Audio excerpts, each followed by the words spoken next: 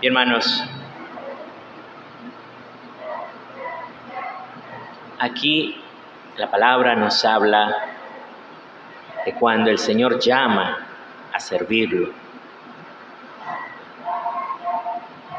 Pero fíjense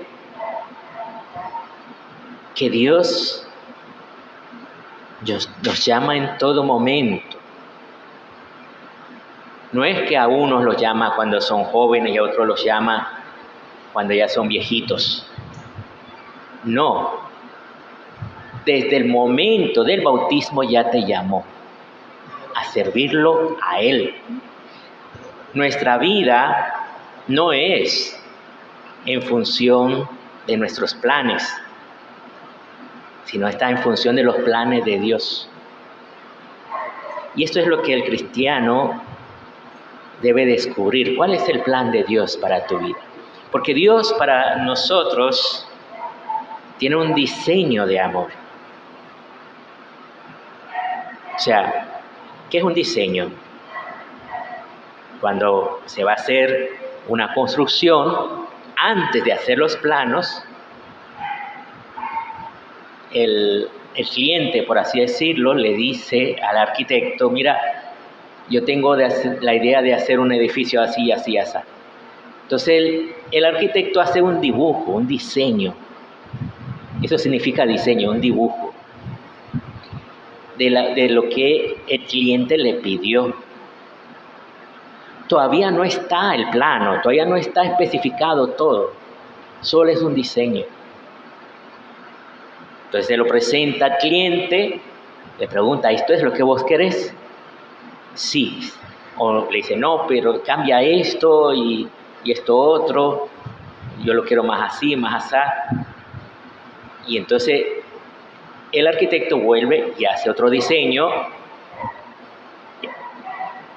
se lo vuelve a mostrar, y solo cuando ya está contento el cliente con su diseño, entonces ya hace un plan.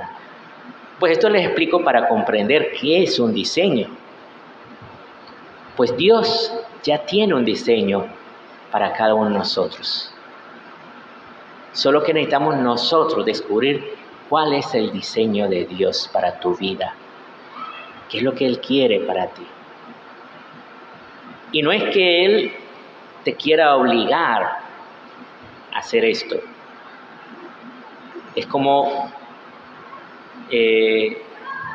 cuando un médico sabe lo que es mejor para una persona. Entonces, por ejemplo, le hace un programa de terapias, de dietas, de medicinas, y le dice: esto es lo que usted necesita. Obviamente el paciente puede decir: no, yo no quiero esto, voy a hacer otra cosa. Yo voy a hacer lo que a mí me gusta. Sigo fumando, sigo bebiendo, sigo llevando una vida corrupta, y al final su vida es un desastre. Solo Dios sabe lo que es mejor para ti. Y aunque no sea, a lo mejor tú dices: pero es que yo no estoy haciendo nada malo. Sí, pero ¿es la voluntad de Dios realmente lo que tú estás haciendo? Este es el punto. Y a esto se refiere esta palabra. Fíjense que hoy estamos celebrando la memoria de San Bernardo de Claraval. Un santo bien interesante. Él era de la nobleza. Él había estudiado porque, pues siendo de la nobleza, sus padres buscaban que él tuviera sus estudios, los estudios que tenían en aquella época, ¿verdad? Que era el trivium y el quadrivium, que era una serie de cosas que ellos conocían en esa época, que venía de la época griega y latina. Y aún la iglesia lo continuó, esos estudios. Entonces, él siente el llamado de Dios cuando su mamá muere siendo joven. Siente que ya queda libre para poder servir a Dios. Y oye hablar de un monasterio situado en un lugar llamado, en Francia, eran franceses, un lugar llamado Citeaux, y él decide ir allí, pero antes de irse habla con su familia. Va donde su papá, ha hablado con sus hermanos y parientes, y le dice al papá: mira, con nuestros hermanos y parientes hemos decidido que nos vamos todos al monasterio, solamente se va a quedar con vos nuestro hermano menor, que tenía 12 años en esa época, para que continúe la familia. Pero el hermano menor le hace un reclamo a Bernardo. ¿Cómo es esto? Todos ustedes se van al cielo y a mí me dejan en la tierra. Entonces, después, cuando ya crece, porque todavía era un niño, él también va a entrar al monasterio. Y finalmente también el papá va a entrar al monasterio, aunque ya era viudo. Y es interesante todo esto porque era una época en que siempre los seres humanos tendemos a algo, tendemos a acomodarnos. Ya los monasterios benedictinos tenían un tiempo de existir, tenían tierras, tenían campos agrícolas, habían progresado mucho, y entonces estaban acomodados, la gente alrededor les servía como siervos, y entonces hubo un grupo que quiso ir a vivir, eran los cistercienses, quisieron vivir la regla benedictina de una manera más, como era al principio, en la pobreza. Y él quiere irse, fíjense que llega con todos sus familiares, unos dicen que eran unos 20, otros dicen que eran unos 30. Cuando él llega a ese monasterio, por un lado, me imagino, el abad se alegró, pero por otro lado, como vivían en una situación de gran pobreza, se habrá preguntado: ¿y ahora qué hago con la cena para darle de comer a tanta gente? Pero realmente fue algo impresionante. Al poco tiempo, el superior, que se llama Esteban, lo manda a fundar un nuevo monasterio en Claraval. Por eso se va a llamar Bernardo de Claraval. Y él va, y fíjense que en poco tiempo empiezan a llegar más y más y más personas que quieren ser monjes, y van creciendo. A los 3 años tiene que mandar un grupo a fundar otro monasterio, un año después otro monasterio, y así van creciendo esos monasterios, y tenían una relación como de filiación, o sea que tenían esa cercanía entre los diferentes monasterios, como una familia.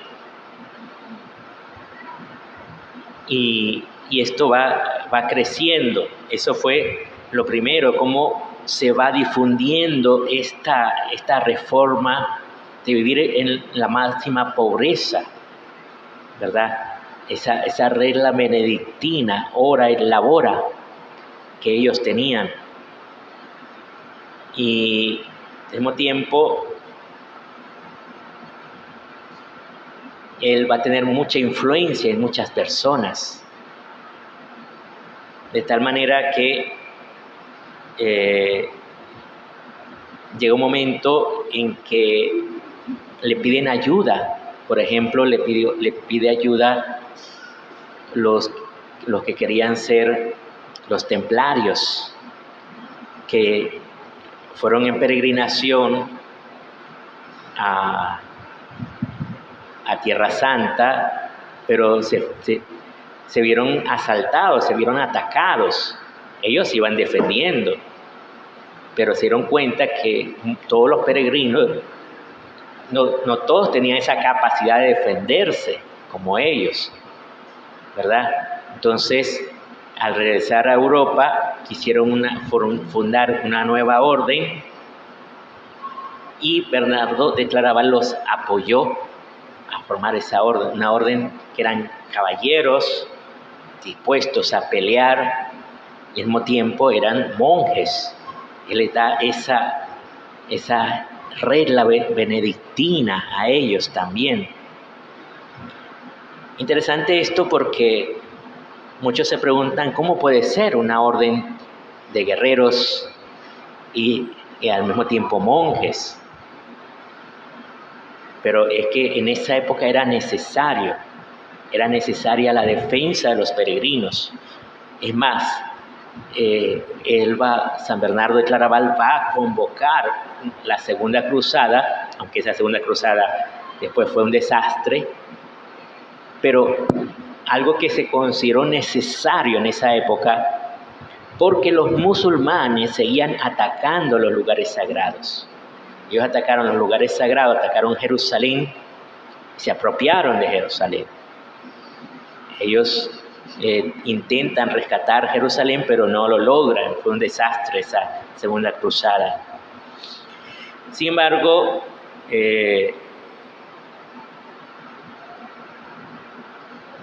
San Bernardo sigue influyendo en muchas personas. Por ejemplo, apoya a una mujer que era una monja benedictina, Hildegarda, para que se le permita publicar sus visiones, porque como monja ella estaba bajo obediencia del Papa. Ella había pedido permiso al Papa, pero el Papa no estaba seguro y consulta a Bernardo. ¿Te parece bien? ¿Vos qué crees? ¿Cómo ves esto? Y finalmente Bernardo da su visto bueno y al Papa le dan a leer, solo una hojita le dieron a leer de las visiones de esta monja, y cuando el Papa las lee, dice, esto hay que publicarlo.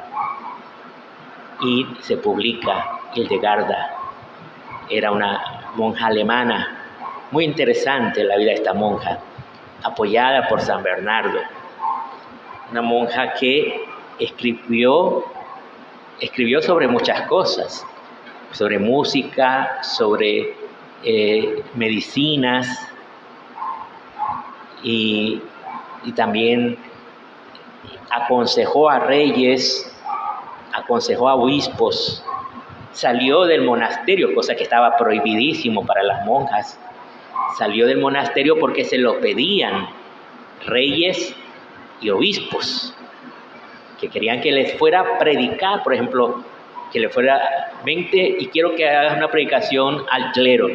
Imagínate, una monja predicándole a todo el clero de una diócesis. Y eso es en plena Edad Media. Y eso fue gracias a la influencia de Bernardo de Claraval también. Y finalmente hay una cosa muy bonita de San Bernardo, que fue cómo él hace sus estudios sobre la Virgen María. Y ya no habla simplemente de la Virgen María en cuanto a su relación con Dios y con la Iglesia en general, sino su relación con nosotros. Cómo la Virgen María nos ayuda en nuestra vida espiritual. Esa fue una novedad grandísima que trajo San Bernardo. No sé si ustedes han visto que, por ejemplo, de la oración de la salve, la parte final de la salve es de San Bernardo. Oh clemente, oh piadosa, Oh dulce siempre Virgen María, ruega por nosotros, Santa Madre de Dios. ¿Verdad? Esta forma de relacionarse con la Virgen María, de una manera viéndola, llamándola de una manera tan dulce, por eso le llamaban a él doctor melifluo de la miel, es algo que nos trajo él, de que viéramos nuestra relación con la Virgen María, cómo necesitamos tener esa relación con ella, porque ella siempre nos quiere ayudar. Les invito pues a darle gracias a Dios por la bondad y la misericordia del Señor.